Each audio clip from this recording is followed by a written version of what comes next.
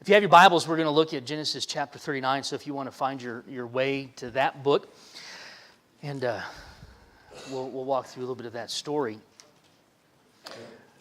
When you're in elementary school, you learned that 1 plus 1 is... It's a basic principle. You take one number, add it to another number, it equals a larger number. That's how math works. It's basic arithmetic. You should have learned nothing new so far. That's kind of how that works. Every single time 2 plus 2 is 4. But if it works the other way as well, if you were to do subtraction, 2 minus 2 is 0. It's basic math. It's how that works every time. But as we'll discover this morning out of this passage, God's arithmetic is different. Divine arithmetic or divine math doesn't work like our math. We tend to think, well, God plus me equals 2, okay? Or we say God plus me, and since I have this skill, I have that profession, I have these resources, I have that ability. God plus me, which is 4, equals 5. Or 6, however many you want to add on your side of the equation. We think, God, would you help me? So God plus me equals a larger number. 1 plus whatever my number is, 5, 6, 10, 20, depends on how you view yourself. It could be 21, 25, 30. But that's not how God does math. In fact, God does math the absolute opposite way, where addition or subtraction is actually addition. Where God says me plus you, which is 0, equals an infinite number, greater than you've ever thought or imagined. And we're going to see that in the life of Joseph. We left Joseph in Genesis chapter 37 when he was going down into Egypt. In fact, that's how that chapter closes, and it's kind of one of those sad moments in Scripture where it's tying in a storyline. In verse 36 of 37, it says, "Meanwhile, the Midianites sold him in Egypt to Potiphar, Pharaoh's officer, the captain of the bodyguard." And when you get to chapter 39, you pick up that storyline of what is taking place in the life of Joseph. And it says, "Now Joseph had been taken down to Egypt, and Potiphar, an Egyptian officer of Pharaoh, the captain of the bodyguard, bought him from the Ishmaelites who had taken him down there." Now, if you can just imagine that for a moment in Joseph's life, the subtraction that has taken place. Addition is subtraction. Subtraction is addition when it comes to God's scheme of things. God rearranges everything. And His math always adds up. He has gone from an environment where he has been the prized son. Do you imagine that? He's the prized heir. He gets the varied colored tunic. Andrew Lloyd Webber didn't know what he was talking about, okay? He has this beautiful tunic, this great colored robe.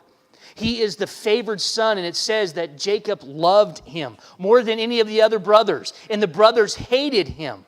He has not just the love of his father, he probably has the luxuries of his father, to where now he's got all the things his father could possibly give him. Favoritism, things, position. He has been put in the position to actually go tell on his brothers, and now he is stripped of everything.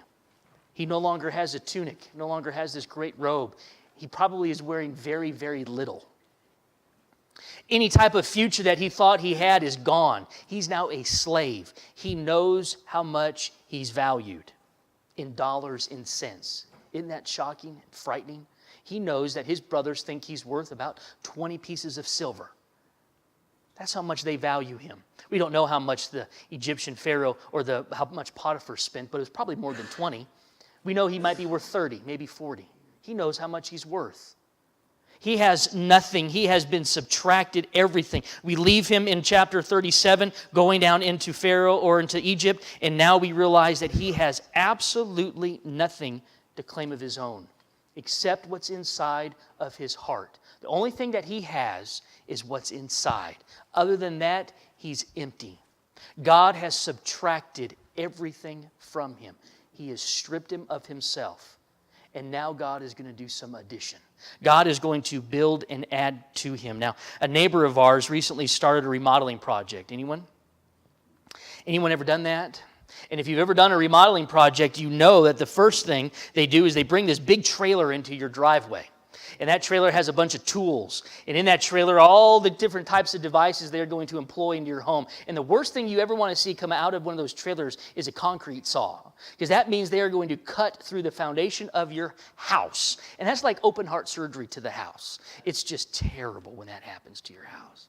If they're going to remodel your house, the first thing that they're going to do is they're going to remove parts of your house.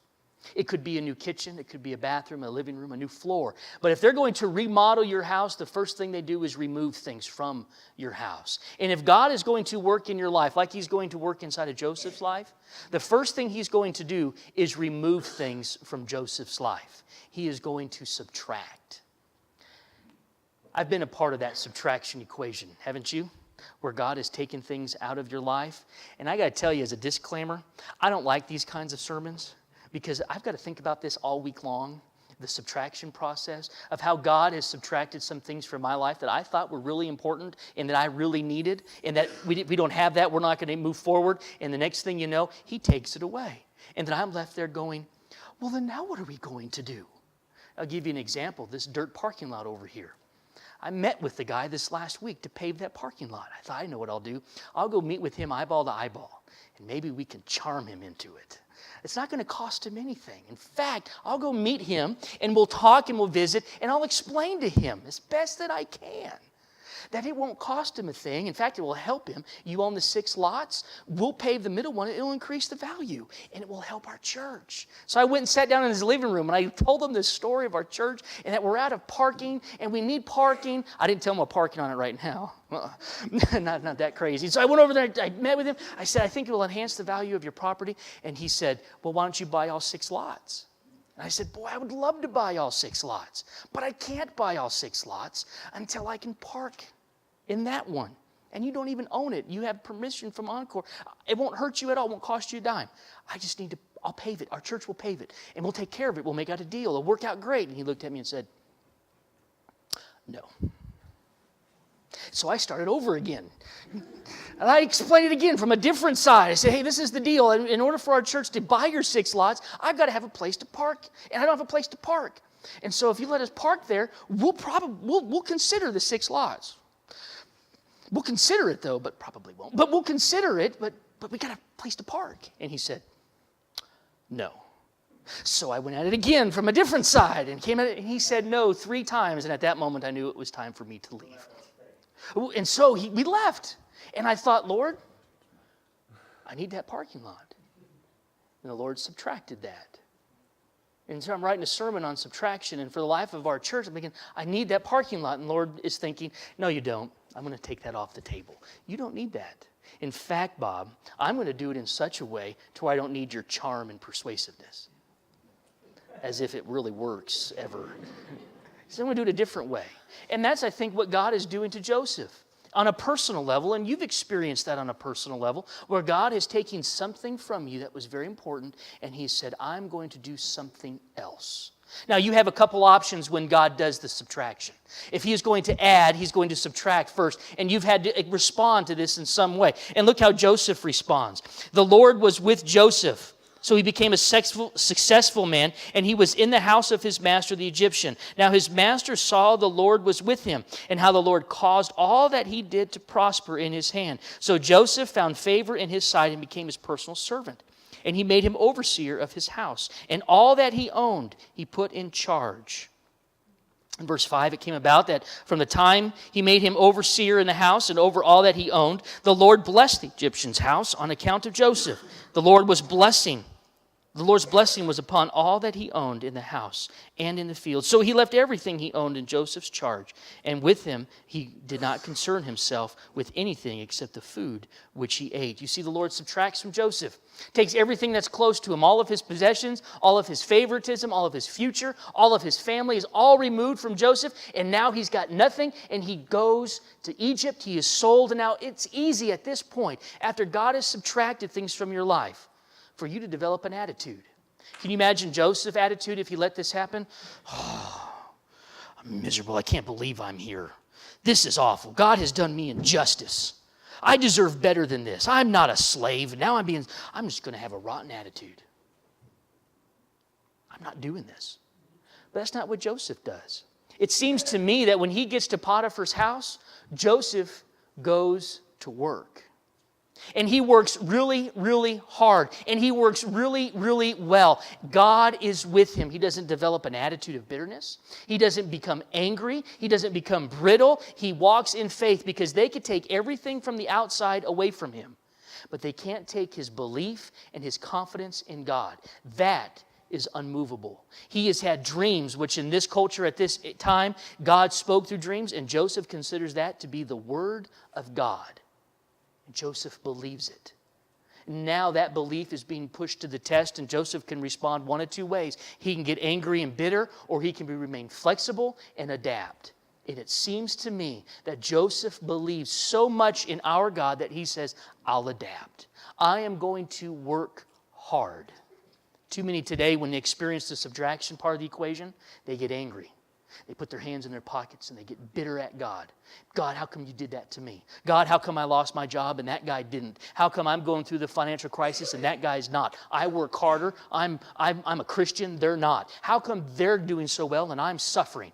And then you get angry and you get bitter and you cross your arms. Have you been tempted to do that? I know I have. It's okay. Been tempted to cross your arms at God and say, I'm not moving until you do something different. That's not how God wants us to work. When he subtracts, if we maintain a soft heart towards him, he will add. And look what it adds to Joseph. God's presence is with him. God begins to bless him. And in blessing Joseph, who is a Hebrew, he blesses Potiphar. Now, some of you have the opportunity to have employees. I was talking to a guy this last week. He's the guy I call all the time to fix not just my house plumbing problems, but the plumbing problems here at the church. And we were talking together in the back as we were fixing something back there, as I was watching him fix something back there. And we were talking about the guy he sends to my house all the time. And he says, you know what? I wish I could have 2 of those guys. If I could just get 2 of those guys, my business would take off. And I thought, wouldn't that be awesome? If every Christian, their employee thought, or their employer thought of them, I wish I could have 2 of you.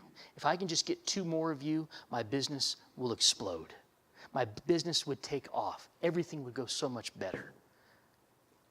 I hope and pray that that's your boss's story about you. And I know if you're an employer, you need that kind of story about your employees. I need 2 more of these guys. Joseph is that kind of an employee. Potiphar wants 2 more of him, because if you can get 2 guys like that who have a soft heart, who are teachable, who are moldable, then all of a sudden things start to take off, and it happens in Joseph's story. Potiphar's whole house is blessed. And look what it says about Potiphar, and you can assume probably very accurately so, that Potiphar does not know anything about the Hebrew God. But his master in verse 3 saw that the Lord was with him. You see, Potiphar recognizes there's something special about Joseph. His heart is soft. He's teachable. He's not angry. He's not bitter. He's not selfish. He is somebody that can actually improve his lot. And everything about his household turns to gold. Everything begins to prosper. What a testimony to a man who allows God to work even after the subtraction.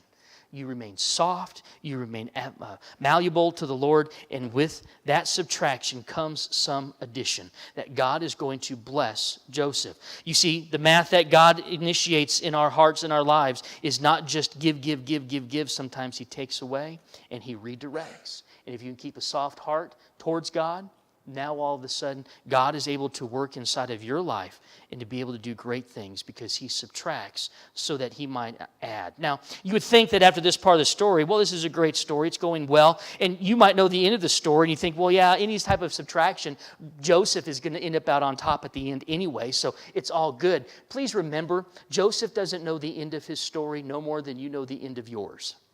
He doesn't know. He's walking by faith, trusting in God, that God is going to deliver him and prosper him just as he promised. He doesn't know how this thing ends. All he knows is he's a slave, he's locked down in Egypt, and he has nothing left to do but go to work.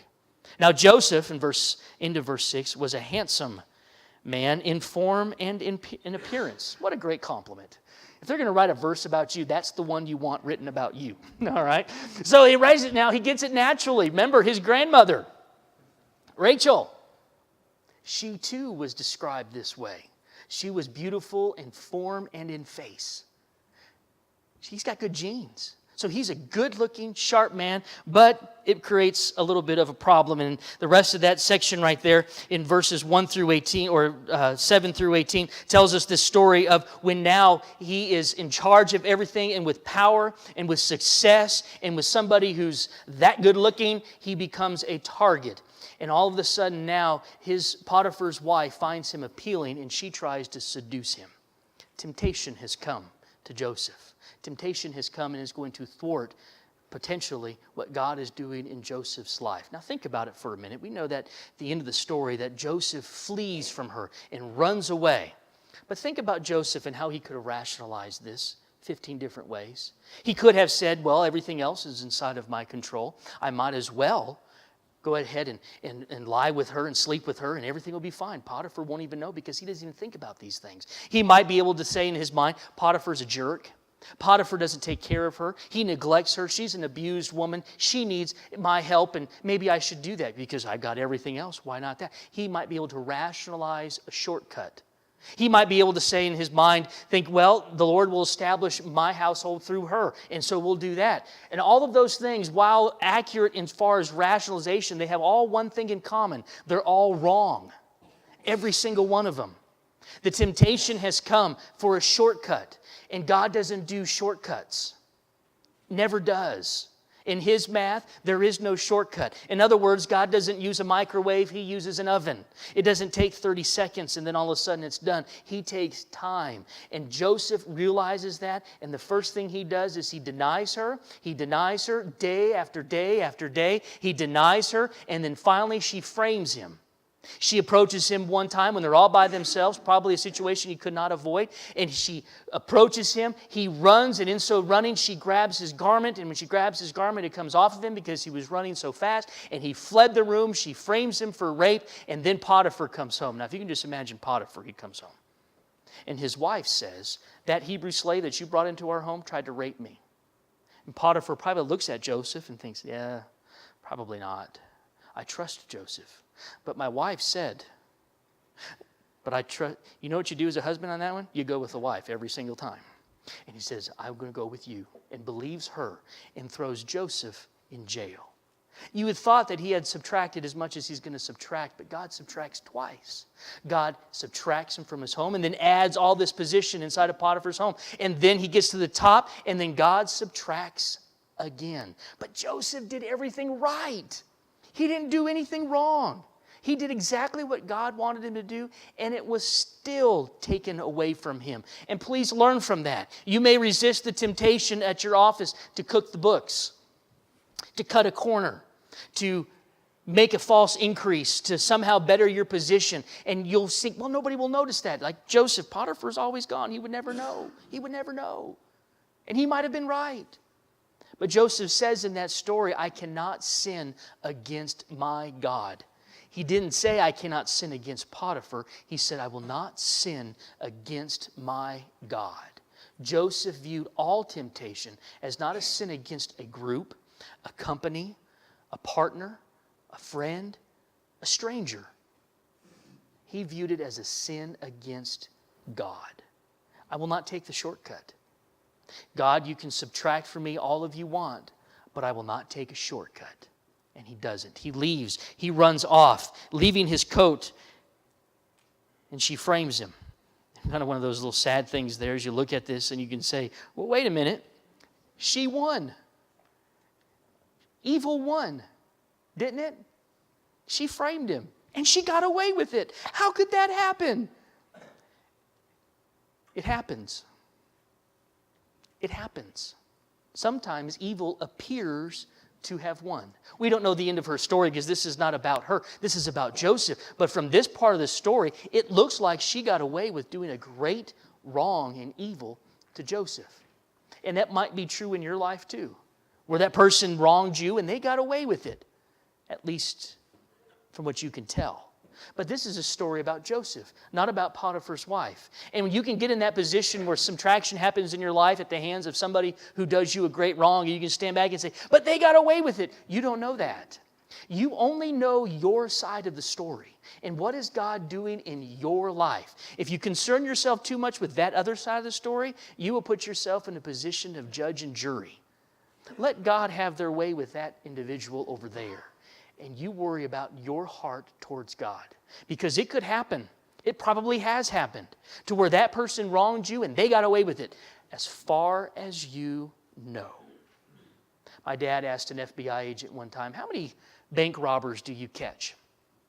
I went to his church, was in that part of the FBI, and the man said, we catch about 95 to 99% of them. I said, really? Because it seems like they all get away with it. He says, oh, well, they do the first time. But they get proud, they get arrogant, they get sloppy. And we have a hunch on who that is, but they'll try it a second time, and we nail them on the second time. We take care of it. About 95, 99% we catch. And when you think about that, when someone does an evil or a wrong to you, don't worry about it. Let God take care of that. We learned that last week. How do you handle revenge? How do you handle that? Let God take care of that part of the equation. What you ought to focus on is your part of the equation. How is God working in your life? If Joseph ever had a reason to be angry and to be upset, it would be this one. But he's a man of faith. He believes God. I finished reading a book this last month called The Men of Sunday, the NFL story of men of faith who play in the football leagues. And it was fascinating. I don't know if I've shared this with you. If I have, just go on pause for a minute. But I'll let you know when to come back. But he did a study. They did a study of these men who believe in God, who are men of faith. And you know what was interesting? The coaches all said, if there's a man of faith on my team, a person who believes in God, and they get hurt, they heal faster. If they have a torn ACL like Adrian Peterson, they heal faster. They heal faster not because God gives them a special cream or they go to a special healing service. That's not it at all. It said a man of faith believes that God has a purpose and God has a reason for their lives. That God is working in some way to help them. And so they go into the rehab of that injury believing that God is in control of everything. And they heal faster. They approach rehab with a better attitude. Their family circle is more supportive. They don't have as much stress because, if they don't play, they don't get paid. But they believe that God is going to meet all of their needs. And so their stress is lower. Their vision for tomorrow is greater. And they just heal faster. And not only that, they inspire everybody on the team to do better. It was fascinating. Buy the book and read it. Men of faith heal faster because they have a softer heart towards God. On the opposite side was true too. Men who don't have any faith, takes them twice as long to heal because they think it all rests on their shoulder. God is subtracted from the man of faith, but the man of faith knows that God will add and put it back together again. Joseph has been subtracted one more time, and now he's in jail. It says, now when the master, in verse 19, heard the words of his wife, which she spoke to him, saying, this is what your slave did to me, his anger burned, and Joseph's master took him, put him in jail, the place where the king's prisoners were confined, and he was there in jail. Can you imagine that first night? Rumors of this Hebrew have swirled around the jail cell about this new man who is in. You can imagine being Joseph. You woke up that morning wearing fine linen, having a wonderful place to sleep, maybe a wonderful plate of food in front of you, all kinds of things to do. Potiphar had a great house, big house. So Joseph was on the top of the C-level management of that team, and he was telling people what to do, and he's wearing nice clothes. He has lunch. Maybe before dinner time, he's been stripped of his clothes, stripped of his position, and he finds himself under the palace, in the dungeon, dark, damp, and with prisoners. That's quite a shift, wouldn't you think? He goes from the penthouse to the outhouse in one day. He is there, and he's by himself. The world now is a small, cold, damp, bar-riddled environment, and they start talking about him. Hey, the Hebrews here, the Hebrews here. They begin to curse Joseph and his God. They ask Joseph, where is your God? They begin to pressure him, mock him, give him every reason to act out against God. And he doesn't. His integrity won't let him. He can get angry and bitter, wouldn't you? You've gone through this twice now. I have every reason to get angry and bitter. 2 times he has been done wrong. What does he do? Wakes up to that pressure every day to compromise, and he does not. He believes that God is in control. Everything is crumbled around him, but he stands firm. And look what it says in 21. But the Lord was with Joseph.